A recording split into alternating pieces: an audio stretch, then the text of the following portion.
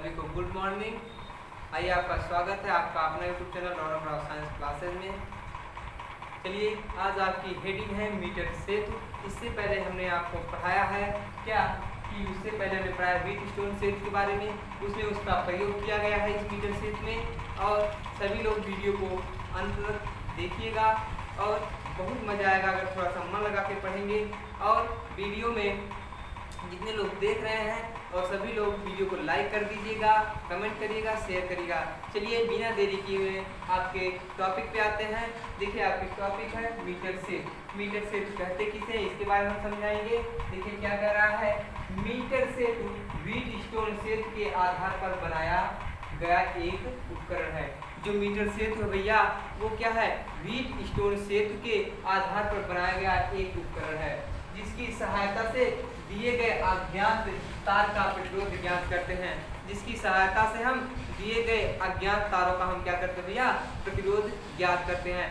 इस तार में कितना प्रतिरोध है उसके बारे में हम ज्ञात करते हैं। किसके द्वारा, मीटर सेतु द्वारा। और ये किसके आधार पर बनाया गया, व्हीट सेतु स्टोन के आधार पर बनाया गया है। फिर कह रहा है कि इसमें 1 मीटर बराबर 100 सेंटीमीटर होता है। भैया इसमें ही नहीं, हर जगह 1 मीटर बराबर 100 सेंटीमीटर होता है। कहीं पे भी आप जाएंगे तो 1 मीटर बराबर 100 सेंटीमीटर के होता है। कह रहा है कि इसमें 1 मीटर बराबर 100 सेंटीमीटर का तार लगाया जाता है, इसलिए इसे मीटर सेतु कहते हैं। क्यों इसे मीटर सेतु कहते हैं, क्योंकि इसमें 1 मीटर बराबर 100 सेंटीमीटर का तार लगाया जाता है, इसीलिए भैया इसको हम क्या कहते हैं, मीटर सेतु कहते हैं। मीटर सेतु किसके आधार पर बनाया गया है, व्हीट सेतु स्टोन के आधार पर क्या बनाया गया आपका, मीटर सेतु। क्या बनाया गया भैया, मीटर सेतु बनाया गया है। तो हमने बताया ना कि मीटर सेतु किसकी सहायता से बनाया गया है, व्हीट सेतु स्टोन की सहायता से मीटर सेतु बनाया गया है। इसे मीटर सेतु कहते क्यों है, क्योंकि इसमें जो तार लगा होता है 1 मीटर बराबर 100 सेंटीमीटर का तार लगा होता है, इसीलिए इसे मीटर सेतु कहते हैं। चलिए, आइए इसकी रचना देख लीजिए। रचना कैसे की है इसकी। ये देखिए, आपका यहाँ पे जो लगा हुआ ये आपका प्रतिरोध है। यहाँ पे जो ये लगा हुआ आपकी ये पेज है और इसी पेज से धारामापी जी लगा हुआ है। हमने बताया था ना आपको, उसमें भी जो व्हीट स्टोन सेतु में था तो उसमें भी धारामापी जी लगाया गया था। उसी की सहायता से भैया ये बना है, लेकिन इसका थोड़ा सा फिगर डिफरेंट है, भिन्न है। यहाँ पे देखिए एक रेजिस्टेंस CS भी लगा है और इसमें धारा ये I1 बह रही है। ये इधर बाहर की तरफ क्या बहेगी भैया, धारा I बह रही है। यहाँ पे एक कुंजी है आपकी, यहाँ पे एक कुंजी है, यहाँ पे आपका सेल लगा हुआ है। हमने सेल लिखा नहीं, देख जान जाएगा भैया। यहाँ पे क्या है, ये आपका सेल है और इसकी दूरी जो है पूरी, इसकी दूरी क्या है, 100 सेंटीमीटर है। इसकी दूरी भैया पूरी क्या है, 100 सेंटीमीटर है। और यहाँ से यहाँ तक की दूरी L है, यहाँ से यहाँ तक की दूरी L है। तो जब हमें पूरी दूरी ज्ञात करनी होगी तो अंदर की तरफ क्या होगा, 100 - L कर देंगे तो हमारा पूरी दूरी ज्ञात हो जाएगी। और ये बिंदु A से यहाँ तक का ये क्या धारा बह रही, इसी से, इसी तार के माध्यम से जो तार है, ये तार कितने मीटर का भैया, ये 100 सेंटीमीटर के, ध्यान देंगे भैया, ये 100 सेंटीमीटर का तार है। और क्या है कि देखिए यहाँ से यहाँ तक तार लगा हुआ है, इसी में क्या है, धारा आपकी भैया I2 बह रही है। और क्या है कि इसमें देखिए इधर सॉरी इधर I2 बह रही है, इधर इस तरफ देखिए भैया धारा जो बह रही है आपकी I1 बह रही है। यहाँ पे आपका प्रतिरोध लगा, यहाँ पे आपका प्रतिरोध लगा है। और जो बिंदु D पर लगा हुआ आपका क्या भैया, वो आपका गैल्वेनोमीटर या धारामापी यंत्र लगा हुआ है। हर उसमें भी देखिए वहां पे केवल व्हीट स्टोन सेतु में क्या था भैया, उसमें 2 कुंजी लगी हुई थी। एक जो आयताकार बना हुआ था, बंद आयताकार कुंडली थी, उसमें लगा हुआ था। और एक जो परिपथ था उसमें आपका व्हीट स्टोन सेतु में 2 क्या लगी थी भैया, कुंजी लगी हुई थी। लेकिन यहाँ पे केवल एक ही कुंजी है, एक ही बैटरी, सब उसमें भी बैटरी एक ही था, धारा वही बह रही है। चलिए, इसकी रचना विधि के बारे में देखते हैं भैया। रचना विधि के बारे में क्या है देखेंगे, क्या भैया, रचना विधि के बारे में, इसकी रचना विधि देख लीजिए।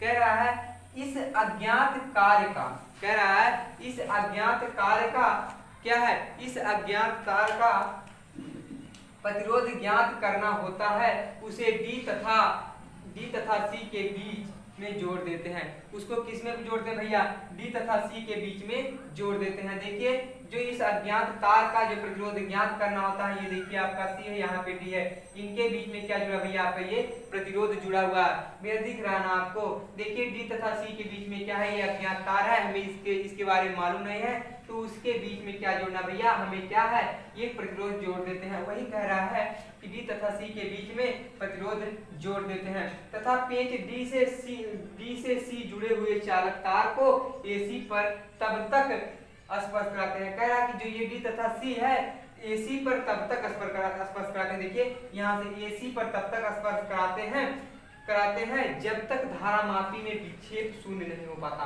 कि उसको तब तक स्पर्श कराते रहेंगे जब तक इस धारामापी में क्या उसका जो विक्षेप हो वो जब तक जीरो ना हो जाए, तब तक उसको एसी से स्पर्श कराते रहेंगे। किससे स्पर्श कराएंगे, डीसी से जुड़े चालक तार को। जो डीसी से जो जुड़ा चालक तार है, ये वाला, ये जो डीसी से जुड़ा चालक तार है, उसको एसी से तब तक संपर्क कराते रहे जब तक कि धारामापी का क्या हो जाए, वो विक्षेप उसका जीरो ना हो जाए, तब तक उसको उस पे स्पर्श कराते रहेंगे।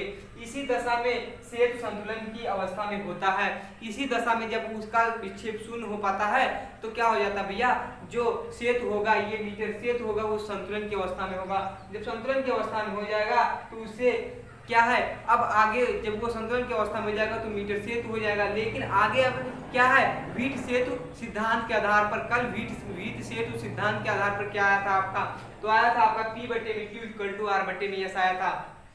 क्या था, वीट सेतु सिद्धांत से कह रहा है कि अब वीट सेतु सिद्धांत से क्या करना है, उसके बारे में गणना करनी है। लेकिन वीट सेतु सिद्धांत क्या आया था कल आपका, P बटे में Q इक्वल टू R बटे में यस आया था। एक बार हम पूरा आपको फिर से दोहरा देते हैं। देखिए चलिए क्या है कि मीटर सेतु किसे कहते हैं उसके बारे में देख लीजिए एक बार फिर से। कह मीटर सेतु व्हीट स्टोन सेतु के आधार पर बनाया गया एक ऐसा उपकरण है। जो मीटर सेतु है वो किसके आधार पर बनाया गया है, व्हीट सेतु स्टोन के आधार पर बनाया गया उपकरण है, जिसकी सहायता से दिए गए अज्ञात तारों में प्रतिरोध ज्ञात करते हैं। जो ये मीटर सेतु की सहायता से हम दिए गए अज्ञात तारों का प्रतिरोध हम ज्ञात करते हैं। इसमें 1 मीटर बराबर 100 सेंटीमीटर का लगाया गया तार होता है, इसलिए इसे मीटर सेतु कहते हैं। इसे मीटर सेतु क्यों कहते हैं भैया, क्योंकि इसमें 1 मीटर का तार होता है जो कि 100 सेंटीमीटर में लगाया जाता है। 1 मीटर बराबर होता है आपका 100 सेंटीमीटर, तो क्या हुआ, वही लगाया जाता है, जिसके कारण इसे हम क्या कहते हैं, मीटर सेतु कहते हैं। इसकी रचना देख लीजिए, रचना क्या है। इसमें देखिए एक प्रतिरोध यहाँ पे लगा है, दूसरा प्रतिरोध यहाँ पे लगा हुआ है, एक प्रतिरोध आर है, दूसरा यस है। और इसमें देखिए जो बिंदु डी पे है उस पे धारामापी यंत्र लगा हुआ है, वो पीएच भी है। और इसमें अंदर तरफ I1 धारा बह रही है, जो ये तार में बह रही धारा वो I2 है, और जो बाहर बह रही धारा वो I1 है। और इसमें एक कुंजी लगी हुई है और एक सेल लगा हुआ है, और जो A और C है इसका संपर्क कराया जा रहा है, इससे DC से।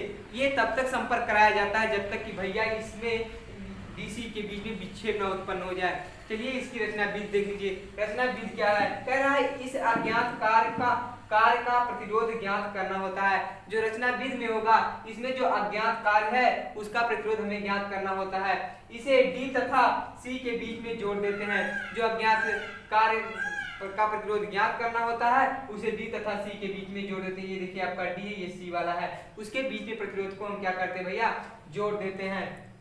जब जोड़ देते हैं उसके बाद क्या करते हैं, तथा पेच डी से सी जुड़े हुए चालक तार को एसी पर तब तक स्पर्श कराते हैं जब तक कि धारामापी का विक्षेप शून्य ना हो जाए। और जब डीसी और एसी का जो स्पर्श तब तक कराते रहते हैं जब तक ये धारामापी जी का विक्षेप भैया 0 ना हो जाए, तब तक उसको उस पर स्पर्श कराते रहते हैं। इस दशा में सेतु संतुलन अवस्था में होता है। जब उसका स्पर्श कराते हैं तो उस दशा में आपका सेतु क्या हो जाता है, वो संतुलन की अवस्था में होता है।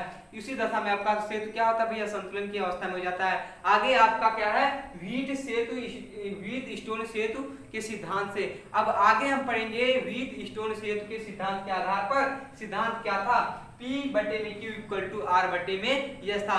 चलिए आगे हम इसका क्या बताते हैं, आपको इसकी कार्यविधि बताते हैं। भैया रचना हमने बता दिया था, इसके आधार पे ये रचना आपके हमने बता दिया।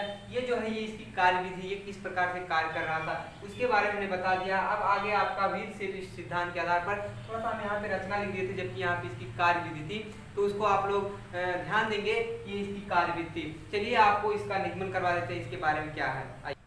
आइए, हमने आपको बताया हीट स्टोन सेतु के सिद्धांत से तो होता है P बटे में Q इक्वल टू R बटे में S।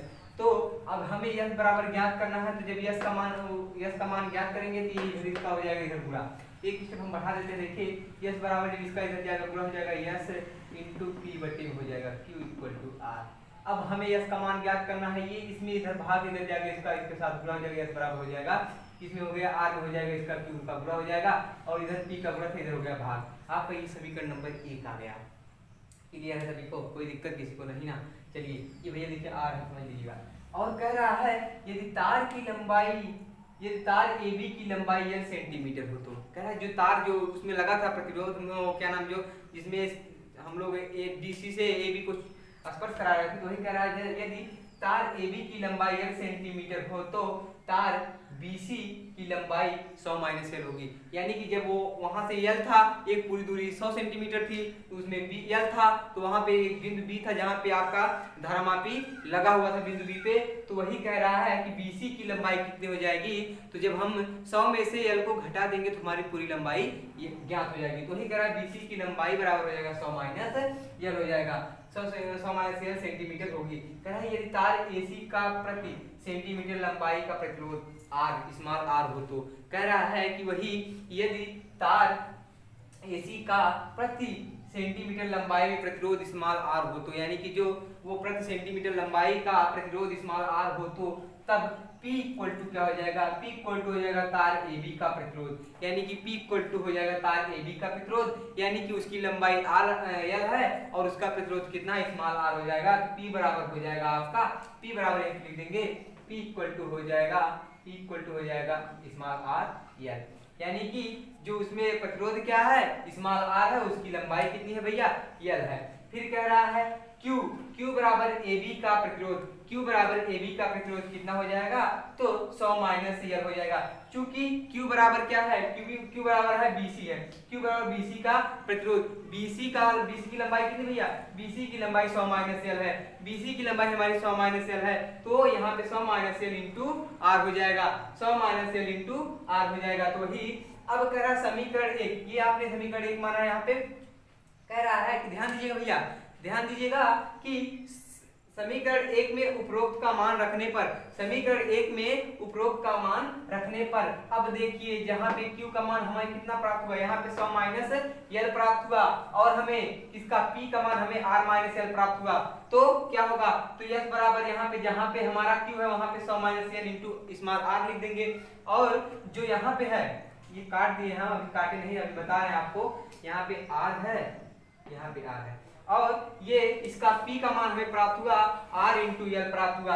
तो यस बराबर हो जाएगा 100 माइनस L, यहाँ से R कैंसिल हो जाएगा, क्योंकि ये दोनों क्या भैया गुणे में है, तो R से R कैंसिल हो जाएगा, 100 माइनस L अपान L हो जाएगा इंटू R। तो ये आपका आया क्या है, यही है मीटर सेतु का सिद्धांत है। अब कह रहा है यदि प्रयोगिकी के तार की लंबाई L सेंटीमीटर तथा त्रिज्या R सेंटीमीटर हो, तो कह रहा है कि उसकी लंबाई कैपिटल L हो और उसकी त्रिज्या स्मॉल r सेंटीमीटर हो, तो परिच्छेद का क्षेत्रफल पाई r स्क्वायर होता है।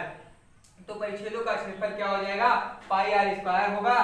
तार का विशिष्ट प्रतिरोध क्या हो जाएगा, तब तार का विशिष्ट प्रतिरोध को किससे प्रदर्शित करते भैया, रो से प्रदर्शित करते हैं। ये P नहीं भैया, ये रो है, तो तार का विशिष्ट प्रतिरोध क्या हो जाएगा, S into pi r square upon L ओम प्रति नहीं भैया, ओम इंटू सेंटीमीटर हो जाएगा।